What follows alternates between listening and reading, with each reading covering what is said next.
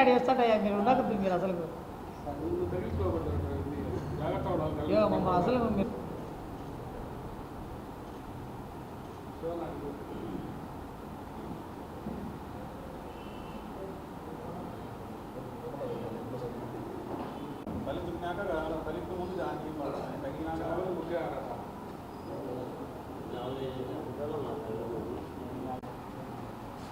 ఈరోజు జనసేన పార్టీ అణగారిన వర్గాల కోసం సమాజ నిర్మాణం కోసం మరి వ్యవస్థలలో ఉన్నటువంటి అసమానత రూపుమాపేదానికి జనసేన పార్టీని స్థాపించి 11 సంవత్సరాలు పూర్తి చేసుకొని ఈ నెల మార్చి 14వ తారీఖున 12వ సంవత్సరం జనసేన పార్టీ ఆవిర్భావ దినోత్సవం.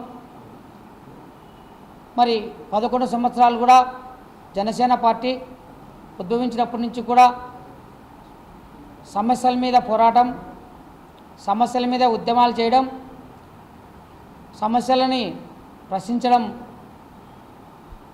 11 సంవత్సరాలు పూర్తి చేసుకొని ఈ సంవత్సరం 12వ సంవత్సరంలో అడుగుపెడుతున్నప్పుడు మరి ఇటువంటి పార్టీ ప్రజాస్వామ్యబద్ధంగా ప్రభుత్వంలో భాగస్వామ్యమైనటువంటి మా జనసేన పార్టీ పిఠాపురంలో మా అధినాయకుడు పవన్ కళ్యాణ్ గారు ప్రాతినిధ్యం వహించినటువంటి కాకినాడ జిల్లా పిఠాపురం నందు 12వ ఆవిర్భావ సభ. ఇది ఆవిర్భావ సభతో పాటు మాకు ఒక ప్రత్యేకమైన ఇది ఆవిర్భావ సభ.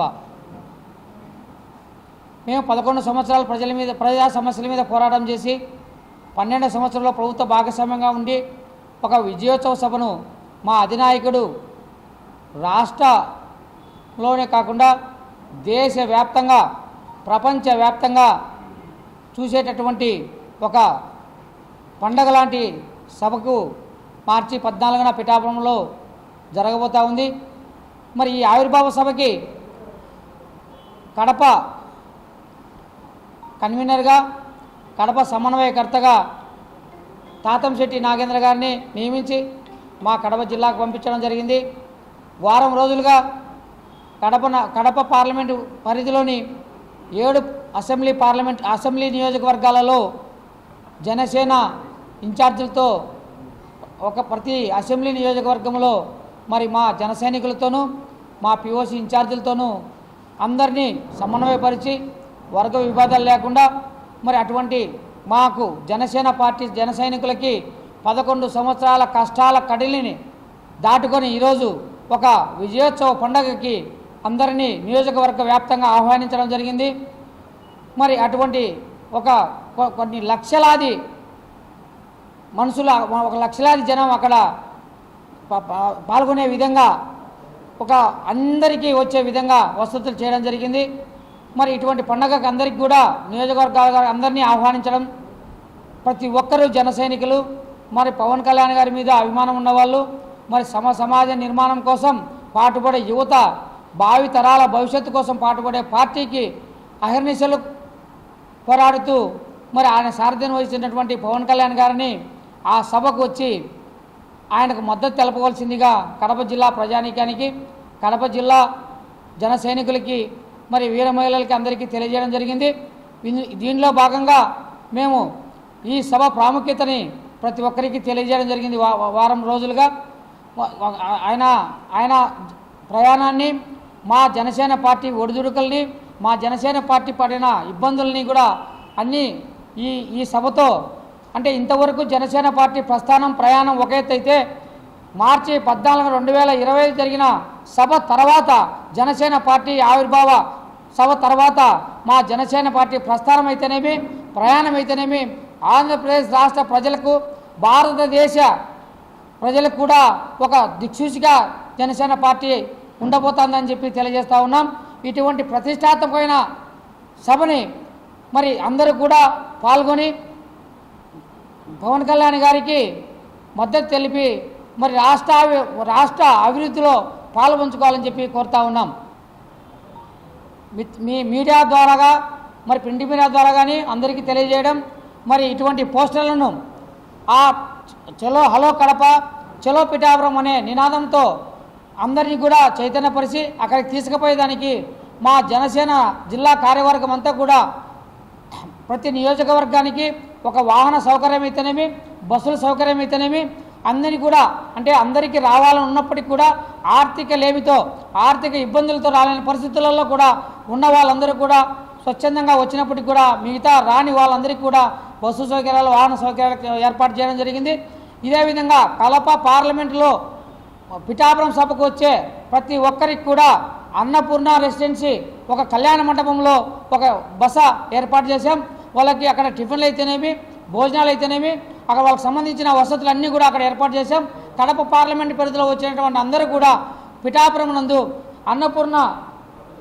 అన్నపూర్ణ రెసిడెన్సీ కళ్యాణ మండపంకి వచ్చి అక్కడ విశ్రాంతి తీసుకొని పవన్ కళ్యాణ్ గారు ప్రసంగించే సభకి సమాయత్తమై అందరూ కూడా దేశ యావత్తు చూసే ఆ సభలో పాల్గొనాలని అందరికి పిలుపునిస్తా ఉన్నాం.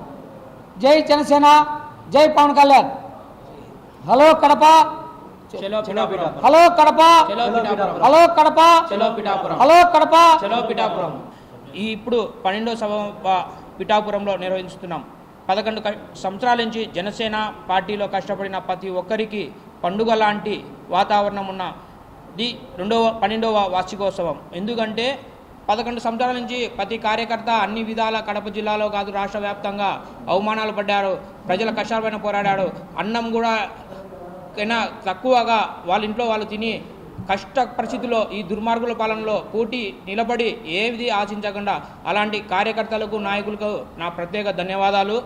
ఈరోజు కడప నగరంలో జనసేన పార్టీకి కష్టపడిన దానికి పవన్ కళ్యాణ్ గారి ఆశీస్సులతో తాటంజుటి నాగేంద్ర ఆధ్వర్యంలో కడప నగర సమన్వయకర్తగా ఇచ్చినందుకు కూడా మేము పవన్ కళ్యాణ్ గారికి ప్రత్యేక కృతజ్ఞతలు తెలుపుకుంటున్నాము.